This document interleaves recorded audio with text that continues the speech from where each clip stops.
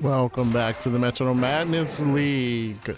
We've got the Growlithe pack going up against the Sassy Sylveons. The Salamence starting off on the Growlithe pack there. And Pheasantipity is going to start for the Sylveons. Here comes Salamence with this second turn going for a brine, doing a bit of damage to the Pheasantipity. I'm going to stumble over that name. There goes a Flame Charge, though is not very effective against the Salamence, but it raises its speed, so it gets to go again, this time going for a Topsy-Turvy, and that does not work out for it, and Salamence would now go for a Revelation Dance, which it did not affect the Pheasantipity there. Unfortunate for the Salamence as it gets hit by a Hex. Just a little bit of damage done there. Salamence going with a Fire Blast. That hits decently. Pheasantipity in the yellow. Here it goes now with an Ice Spinner. That's 4 times effective. Salamence does live, but it's on 20 HP. Plus, it is poisoned by the Toxic Chain. Not looking great for Salamence here as it puts down the Toxic Spikes. We'll see. Now the Sylveons may be poisoned by the spikes when they send in their next Pokemon. Here comes the Pheasantipity as it goes for a Healing Wish. So it's going to knock itself out there with the Healing Wish. And Salamence gets to try and go, but there's no one to hit there, so it'll miss that. And the Poison will actually take out the Salamence, so both teams lose a Pokemon, and so they move on to their second. Garchomp on the field for the Growlithe pack. Munkidori on the field for the Sylveons. Munkidori gets rid of the Toxic Spikes. They don't have to worry about that as it goes for a Minimize here, making itself a little bit harder to hit. Here comes the Garchomp. Now with the Forest Curse, that is not going to work there, so Munkidori gets to go again.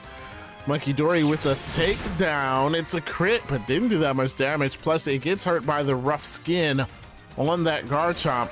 This Garchomp now goes once again, this time with the Wing Attack. It is avoided.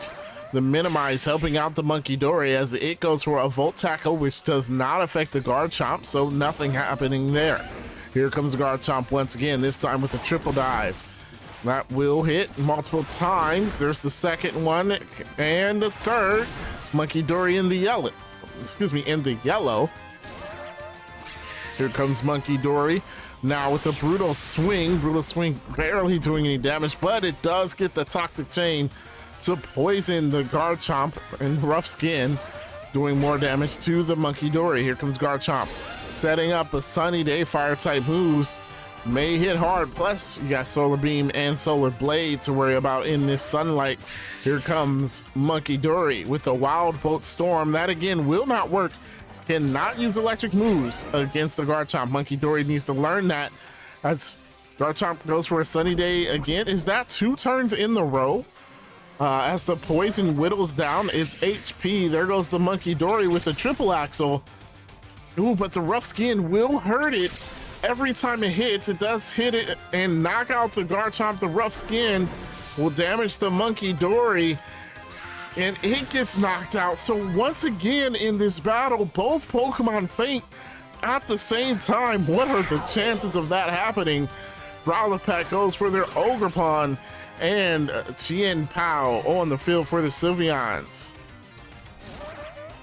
Tien Pao gonna go with a Boom Burst. That does a decent amount of damage to Ogerpon. Ogerpon now going for a Pin Missile.